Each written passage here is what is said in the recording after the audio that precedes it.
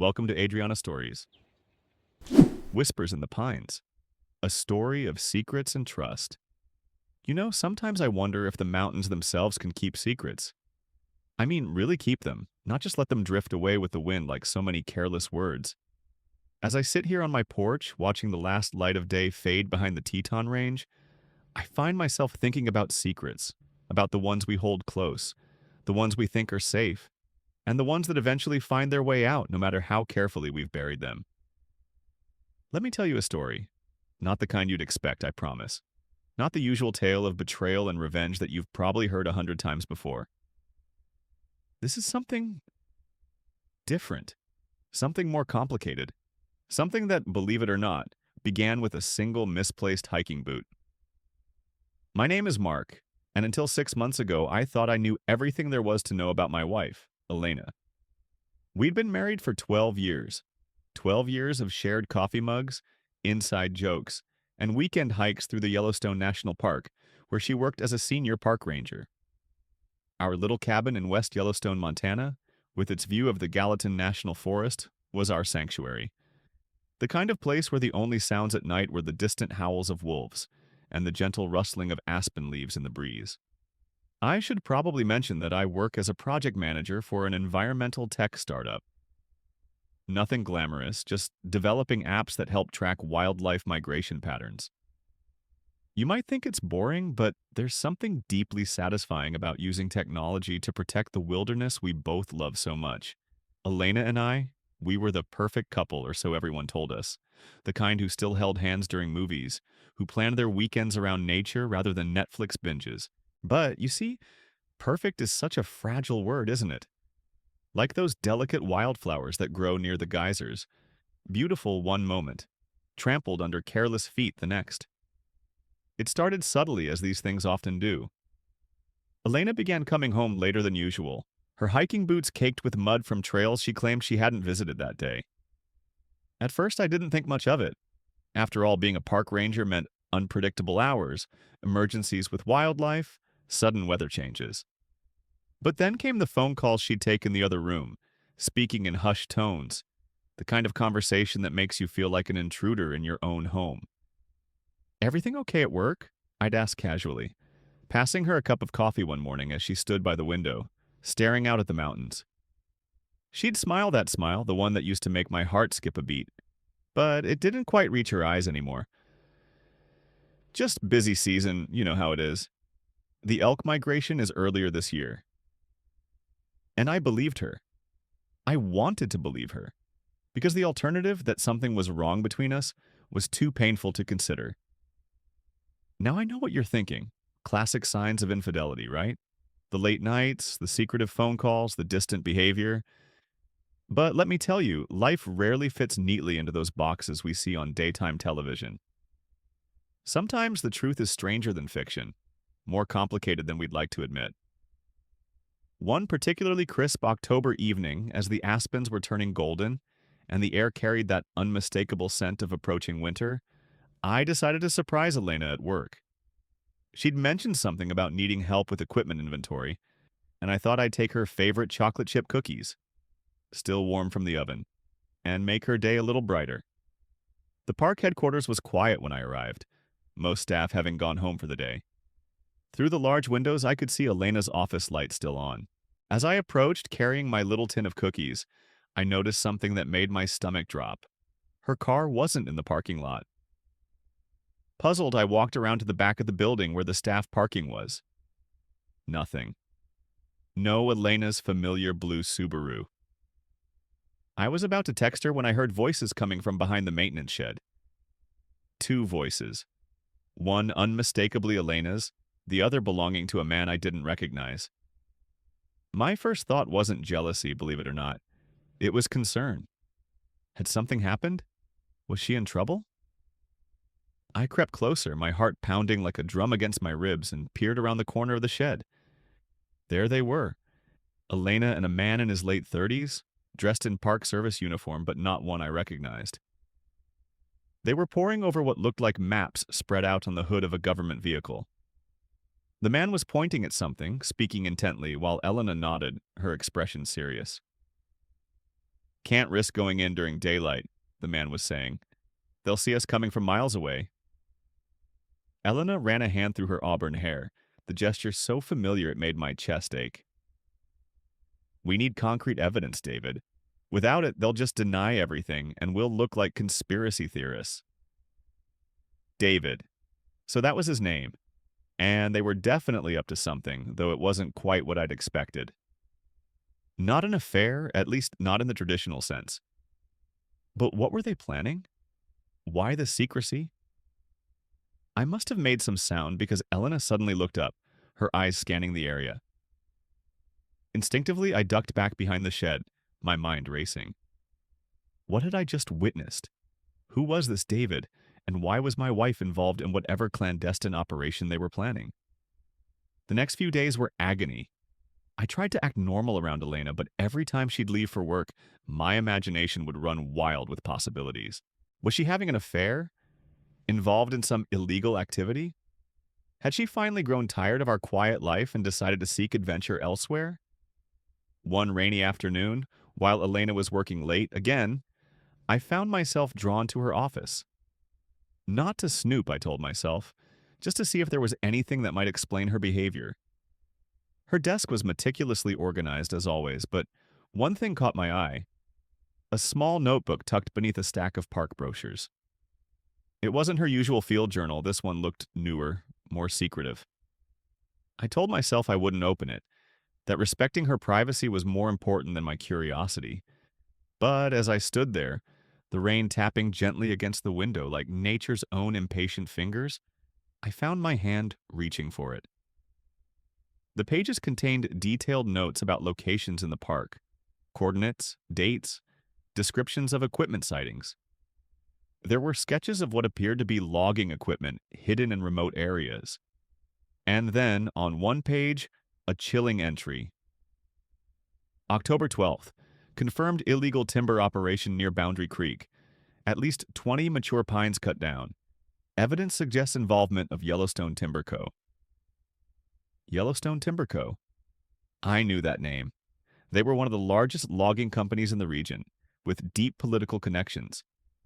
If they were illegally cutting trees inside the national park, well, let's just say it wasn't the kind of thing you reported without solid proof.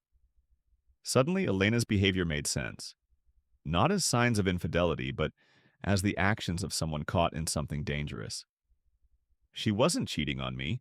She was risking her career, possibly her safety, to expose an environmental crime. But then came the entry that made my blood run cold. David says we're getting closer. He thinks they know we're watching. Last night, someone broke into his cabin, left a dead pine branch on his doorstep. Same kind they've been cutting. A dead pine branch. A warning. Someone was threatening them. As I sat there processing this information, I heard the front door open. Elena was home early. Panicked, I slipped the notebook back into place and hurried to the kitchen, pretending to make tea as she walked in. "Hey," she said, hanging up her raincoat. Her eyes were tired, dark circles beneath them that hadn't been there 6 months ago. What a day. I wanted to confront her, to tell her I knew, to offer my help, but something held me back. The fear of putting her in even greater danger if I revealed I knew too much. Rough one? I asked casually, handing her a mug of chamomile tea. She never took coffee after 3 p.m. She said it kept her awake thinking about all the work she hadn't finished. She sank into a chair at the kitchen table, her shoulders slumping in exhaustion. You have no idea. Sometimes I wonder if anyone actually cares about protecting this place. I sat down across from her. I care. She looked at me then, really looked at me, for the first time in weeks. I know you do, Mark. That's why this is so hard. What is? I asked gently. She hesitated, her fingers tracing the rim of her mug. There's something going on in the park. Something serious. And I don't know who I can trust. I took a deep breath. You can trust me. But she shook her head. It's not that simple. This goes higher than you think. There are people with power involved. If word gets out that I'm investigating, I won't tell anyone, I promised. But you shouldn't be doing this alone. She studied my face, searching for something. Finally, she nodded. Okay, but you have to understand, this isn't just about some illegal logging. This is about corruption that reaches into the highest levels of park management. People who could end my career with a phone call. People who might not stop at just ending my career. Over the next few weeks, Elena slowly began to share more details. David wasn't just a colleague. He was an undercover investigator from the Department of the Interior, brought in specifically to look into suspicious activity within the Park Service. They'd been working together for months, gathering evidence of a sophisticated operation that was illegally harvesting old-growth timber from protected areas of the park. It's not just about the money, Elena explained one evening as we sat by the fireplace. These aren't just random trees they're cutting. They're targeting specific species, ancient pines that have medicinal properties. Pharmaceutical companies are willing to pay top dollar for. The bark contains compounds that could revolutionize cancer treatment, but harvesting it properly requires sustainable practices they're not following. I felt a strange mix of emotions. Relief that her distance wasn't about another man, concern for her safety, and a growing anger at whoever was destroying the wilderness we both loved. But why keep it from me? I asked gently. I could have helped. Elena looked down at her hands. Because I care about you too much to put you in danger. And because I was ashamed. Shamed? Of what? She took a deep breath. Remember when I missed our anniversary last month? I told you it was an emergency with a bear sighting. I nodded. We'd planned a special dinner at that little Italian place in town, the same place where I'd proposed 10 years earlier. I lied, she admitted. I was with David reviewing evidence, but not just reviewing evidence. Her voice dropped to a whisper. We kissed, Mark. Once. It meant nothing, I swear. It was just stress, fear, the adrenaline of what we're doing. But it happened, and I've been so ashamed. The words hit me like a physical blow, but strangely, not in the way I expected. It wasn't the jealousy I'd imagined would consume me if I ever discovered infidelity. It was more like disappointment. Not in her exactly, but in the situation that had pushed us both to our limits. How long have you known about this? I asked quietly. Known about what? That David has feelings for you? Elena looked genuinely surprised. What? No, it's not like that. We're just partners in this investigation. But I remembered the way he'd looked at her behind the maintenance shed, the protective way he'd positioned himself between her and the direction from which I'd been approaching. I think you're wrong, I said gently, and I think part of you knows it too.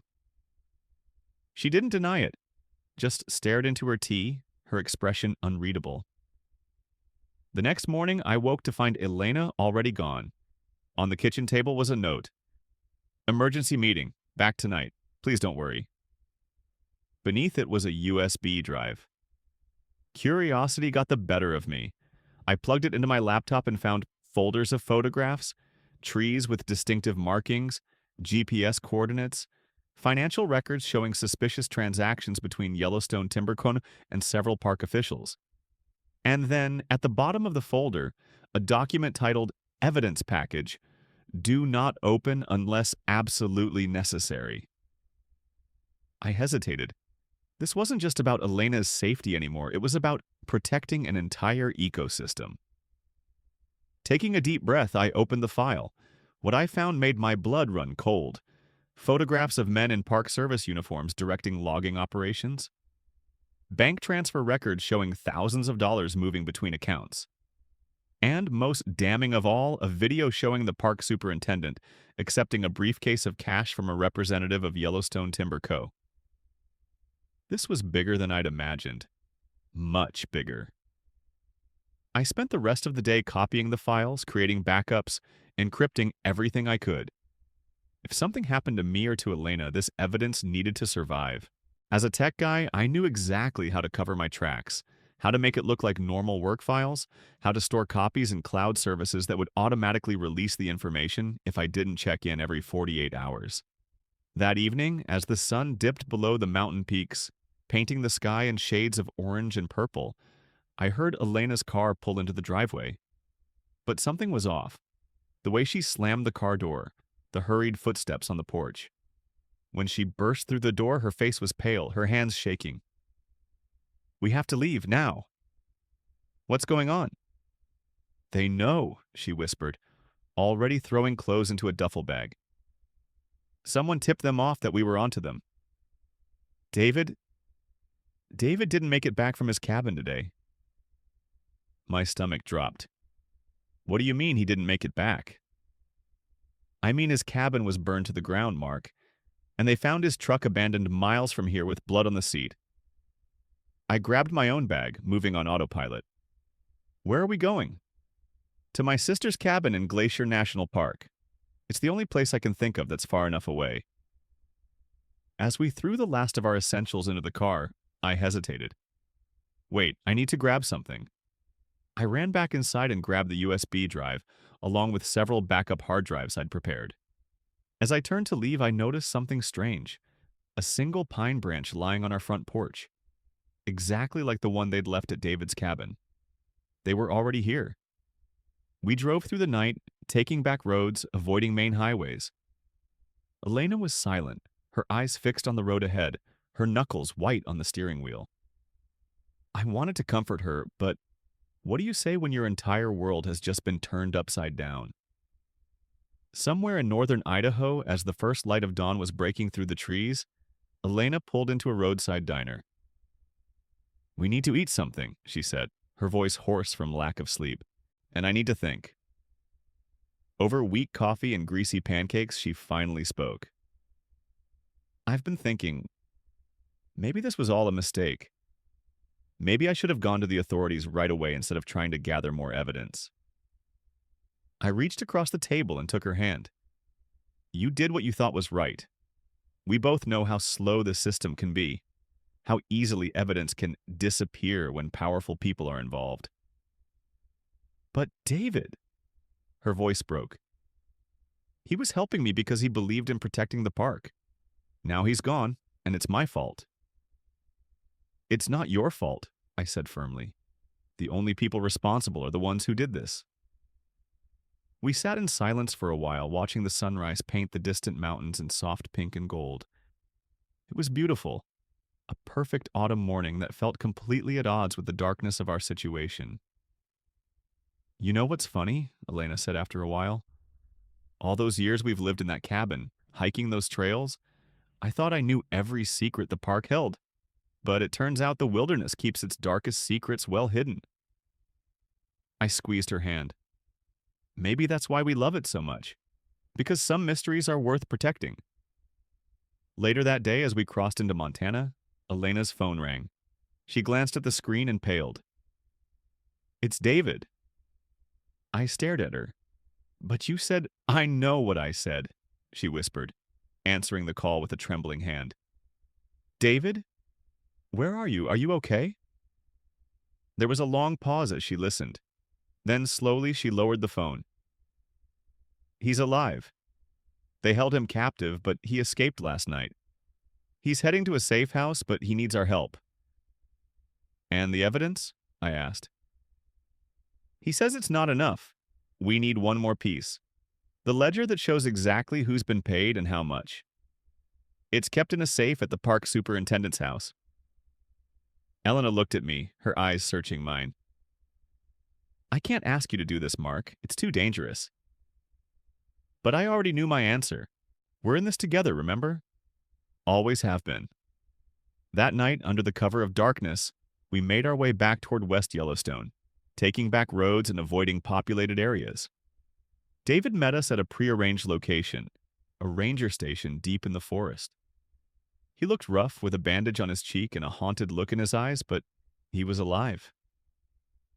"I've been trying to reach you," he said, his voice low. "They're moving the ledger tonight. If we don't act now, we lose our chance." We spent the next hour planning our approach.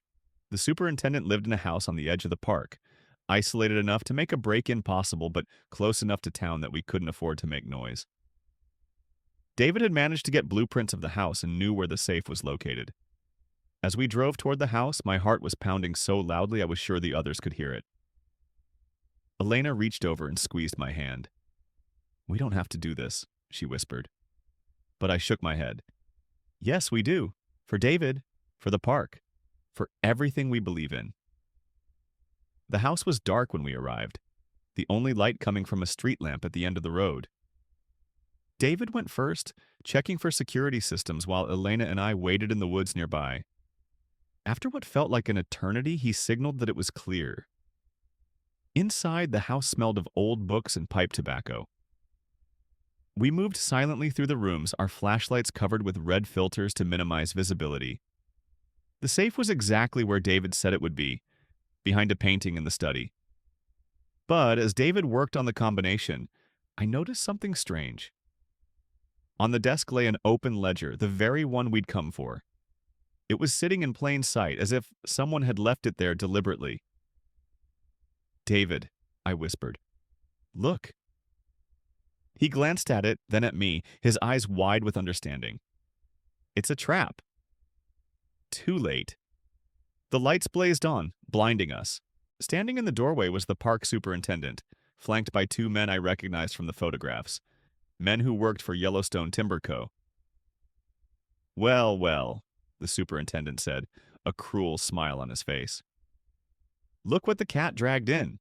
The park's own ranger working against us all along." Elena stepped forward, her voice surprisingly steady. "We know what you've been doing. We have evidence." The superintendent laughed. "Of course you do. And that's exactly why you're here tonight. See, we've been watching you for weeks, waiting for you to lead us to whatever evidence you've gathered. And now that you've brought it all to us," he gestured to his men, "take them to the basement. We'll deal with them after we've collected everything they've stolen." As the men grabbed our arms, I caught Elena's eye. In that moment, I saw not fear, but determination. And then, almost imperceptibly, she nodded toward the ledger on the desk. I understood. The real evidence wasn't here. It was somewhere else. This was just a decoy. They marched us down to the basement, a cold concrete room with a single light bulb hanging from the ceiling. After checking us for weapons, they found Elena's pocket knife but missed the small USB drive I'd hidden in the lining of my shoe. They locked the door and left us alone. For a long time, we sat in silence, listening to the sounds of the men upstairs searching the house. Finally, David spoke. "I'm sorry, I got you into this." Elena shook her head. "We got ourselves into this, together." I looked between them, suddenly understanding the unspoken connection that had developed between them. Not romantic exactly, but something deeper. A bond forged in shared purpose, mutual respect, and the kind of trust that only comes when your lives depend on each other. "You knew this might happen, didn't you?" I asked David. He nodded. "I've been in situations like this before. That's why I made sure the real evidence was somewhere safe. Somewhere they'll never find it." "Where?" Elena asked. David smiled faintly. "Remember that old growth pine we documented near Boundary Creek? The one with the lightning scar? I buried a waterproof case at its base. Everything we have, the photos, the financial records, the video, is there." I thought about the intricate system I'd set up. If I didn't check in every 48 hours, the evidence would automatically be sent to multiple news outlets and government agencies. "It doesn't matter if they find it or not," I said. "I set up a dead man's switch. If anything happens to us, the evidence goes public in 2 days."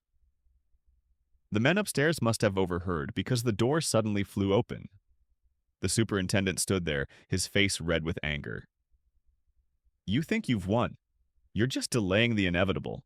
This park, this land, it's not yours to protect. It belongs to those who can exploit it properly."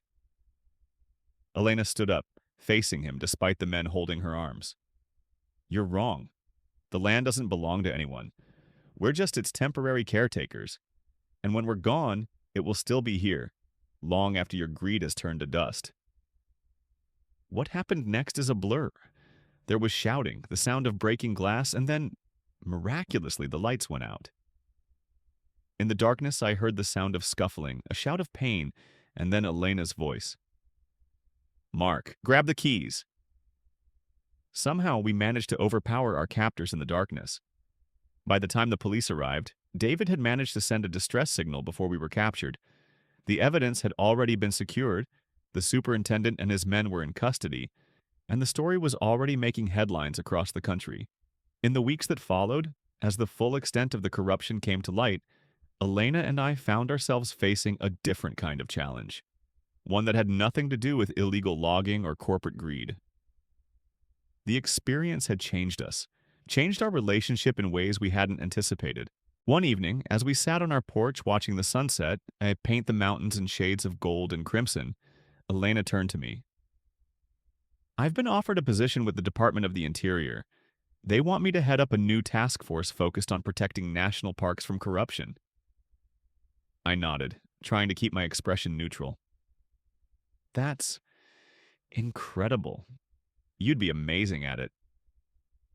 But it's based in Washington, D.C., she added quietly. It would mean leaving here, leaving our home. I looked out at the mountains we'd loved for so many years. And what do you want? She was silent for a long time. I want to protect places like this, but I want us to be okay. I took her hand. We will be. Whatever happens, we'll figure it out together. You see, that's the thing about trust. It's not about never keeping secrets or never making mistakes. It's about what you do after the secrets come out, after the mistakes have been made. It's about choosing each other again and again, even when the path ahead is uncertain. As I sit here now, watching the first snow of the season dust the mountains like powdered sugar, I think about how close we came to losing everything. Not just our home or our careers, but each other. And I realize that sometimes the greatest wilderness we have to navigate isn't the one outside our doors. It's the one within our hearts. The mountains still keep their secrets, of course, they always will. But some secrets are meant to be shared, and some truths are worth protecting more than anything else. And that, my friends, is a story worth telling. Not because it's about betrayal or revenge, but because it's about finding your way back to each other when the path gets dark. Because sometimes the most beautiful views come after the hardest climbs. So the next time you're hiking through the woods and hear the wind whispering through the pines, listen closely. You might just hear the sound of secrets being kept, and promises being made, and love finding its way home against all odds.